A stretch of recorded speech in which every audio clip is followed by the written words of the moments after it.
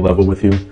Being a real estate agent is a 100% commission type of job. And just like many things, only a small group of people are doing most of the transactions. And we all know agents, but the likelihood that the person who's in your fraternity or goes to church with you or that lives in your neighborhood, there's a big chance that they're not one of that small group of people doing all those deals. And they'll likely say anything they can to try to get you to use them in their transaction. But the reality is that you're going to want to pick someone who's going to help navigate you through a successful deal. And I'm going to give you 4 things that I would suggest you do when you're going through the selection process of picking an agent. Number 1 is going to be track record, and by track record, experience. That's what you're paying for when you're hiring an agent anyway. So most people only do 2 to 3 transactions in their life. A decent agent has done exponentially more than that, and you're going to want someone who's going to have the experience to help you navigate through almost any situations you're going to run into.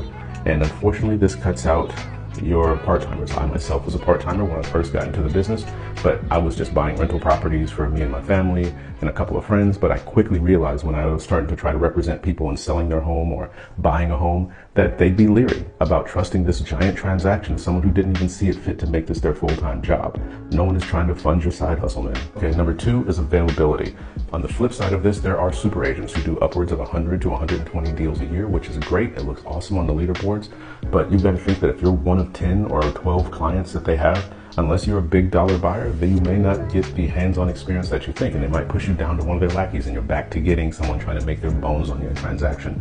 Me personally, I try to stick between 3 and 5 active buyer side clients at a time. This way I can optimize my service level to you and be available when you need me.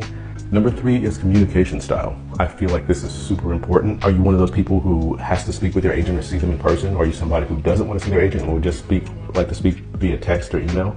Either way, I would say have that conversation up front. Me, I tell my clients that I don't have a set of hours that I work. If you call me and I can pick up, I absolutely will. If I cannot pick up, I'll text you and tell you when I can. So I'm also big on documenting most of our conversations via text or via email, just so that there's no ambiguity in terms of what you're relaying to me when I relay that to whoever we're dealing with on the other side. Lastly, and to me most importantly, is going to be chemistry. Know what kind of agent that you're looking for. There are some people who do want the agent who wears a suit to every showing and owns Chelsea boots and skinny jeans. I'm not that guy. But I can whip up a nice cost of ownership calculator for you or help you determine whether this property you bought is going to be fit for rental in 3 to 5 years.